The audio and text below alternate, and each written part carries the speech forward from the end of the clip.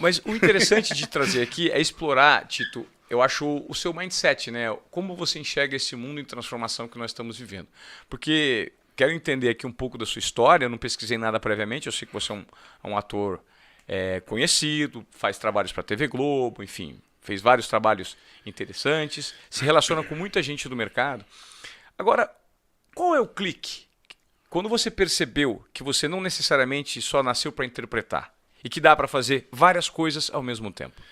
Eu sempre tive medo, na verdade, de criar uma nova vertente para que uma não apagasse a outra, saca? Eu sempre tive vontade, mas eu sempre tive um pé atrás. De falar, bom, eu gosto disso, eu quero empreender, eu quero abrir, eu quero ter.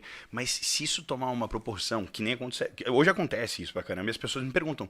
Eu fico. É muito engraçado. Você fica 6 meses sem fazer uma novela, acabou de fazer 6 meses, nem acabou a outra. Pô, mas você parou? Eu escuto muito isso. E aí, como as minhas empresas começaram a tomar uma notoriedade maior, sabe? As pessoas começaram a entender que existe esse lado do Felipe empresário, que ele tem várias outras frentes.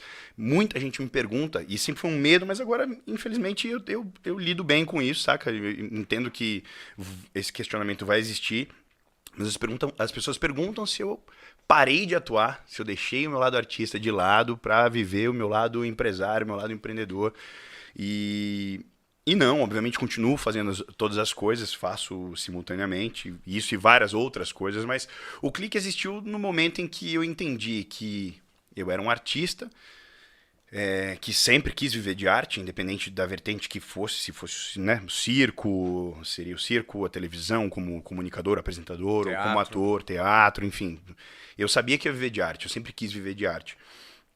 Mas eu entendia que eu tinha uma relevância midiática já, né, interessante, as pessoas já me conheciam na rua, mas eu não tinha nenhuma relevância financeira para manter a minha relevância midiática. Você entende o ponto? Sim. Você é uma pessoa conhecida, mas, cara, eu tinha que andar de ônibus.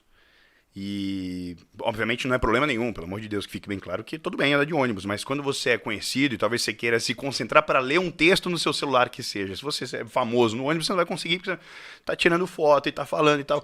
Então eu não tinha como manter isso. E fora isso, não só manter a minha relevância midiática, eu não tinha como manter a minha vida. Eu tinha um filho, eu fui pai com 16 anos, e eu tinha uma família, eu, minha mãe e meus irmãos, morávamos todos juntos, numa casa que era um corredor, cara. Nessa época, a gente tinha sido despejado da última casa que a gente estava morando, a gente morava num corredor, dormia todo mundo com um colchão no chão, então, tipo, eu olhava aquilo e falava, pô, beleza, eu sou artista, que lindo, sou famoso, faço a novela, né, saio da novela e aí eu não tenho o que fazer, então, tipo assim, as pessoas já me conheciam.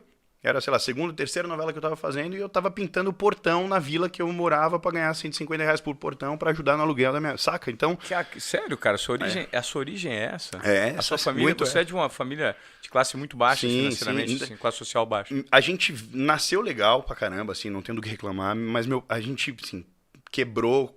Eu quebrei muito jovem, assim, a família quebrou muito jovem, então a gente foi despejado.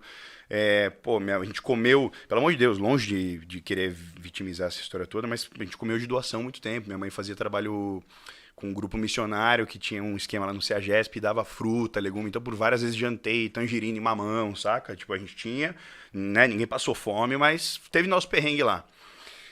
E aí eu olhava aquela situação e falava, cara, que adianta? Isso Eu tô com que aqui. idade? Com 10 anos acabou a história toda, foi daí pra frente. Tá. Foi de ladeira abaixo, assim, saca? E aí eu via tudo isso acontecendo e falava, pô, velho, ferrou. Que adianta? Eu tô aqui, as pessoas sabem quem eu sou, eu vivo de uma coisa que eu gosto, né? Vivo teoricamente, porque não tinha um bom fluxo de grana, mas eu não tô somando com nada aqui. Muito pelo contrário, eu tô estorvando. Tipo, eu não tô ajudando, não chego com nada, aí eu vivo esse sonho aqui, será que vai dar certo? Pensei em desistir várias vezes. Isso Entendeu? você já na Globo, né? Ou não? Fazendo publicidade pra caramba e flertando com a Globo. Eu fazia participações, tipo, fiz muito retrato falado, lembra que a Denise Fraga tinha no Fantástico? Sim. Fiz algumas participações lá, mas era cachê de freela, então eu ganhava, sei lá, R$ 200 pra fazer um negócio desse. Que não, na época era um dinheiro relevante, mas Tá. não dava pra mudar a vida de ninguém, entendeu? Sei. Enfim. E aí eu falei, preciso fazer outra coisa. Eu não posso acabar, toda novela que eu acabo eu fico desempregado, não tem como fazer isso. Entendeu? Eu nunca fui contratado fixo da casa, sempre fiz obra lá dentro. Então eu falava, velho, eu preciso ter uma garantia aqui, porque não só meu filho exige uma coisa mensal, fixa, porque o moleque vai estudar, vai comer, é convênio, tem minha família que eu tenho que ajudar. E o divisor de águas foi, eu olhava, eu sempre tive muita vontade de muita coisa, saca? Eu sempre fui muito ambicioso, não confundido com ganancioso.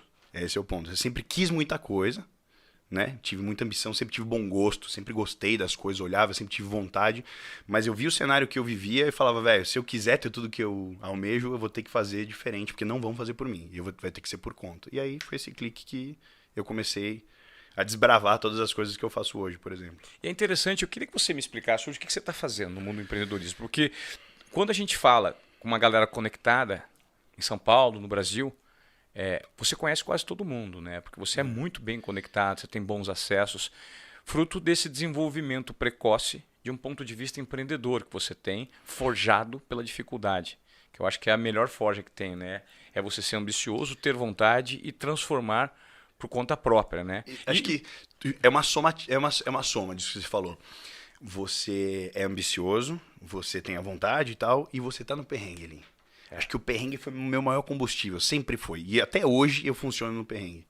Toda vez que o mês foi muito, sabe, eu dou uma amolecida e toda vez que eu amoleço eu sinto o peso depois. Então eu sempre funcionei com água gelada batendo na bunda, assim, eita, preciso, bora. Pressão, ou seja, pressão. Eu sei porque eu funciono basicamente assim também. Sempre como comunicador, toda vez que a situação estava muito confortável, parece que você não se sente motivado a entregar um pouco mais, porque está estabilizado. Você para de render, exato. Eu acho que eu traria a isso um componente de tudo isso, né, que a gente falou, do tempo, da vontade, do perrengue e principalmente da ambição e não a ganância, o timing certo para você executar as coisas, porque você pode reunir todos os elementos e se você não tem o timing certo para você colocar tudo em prática, pode ser que a sua ideia vá por água abaixo, né? E acrescentar mais um elemento então nessa lista, que é a quebra do conceito ético-moral. Porque eu deixei de fazer muita coisa enquanto eu tinha esse conceito ético-moral, né? De tipo, pô, o que as pessoas vão pensar disso? Se eu fizer isso, como vão me julgar? E na necessidade, existe uma frase muito sábia que diz, a necessidade fala mais alto que a moral.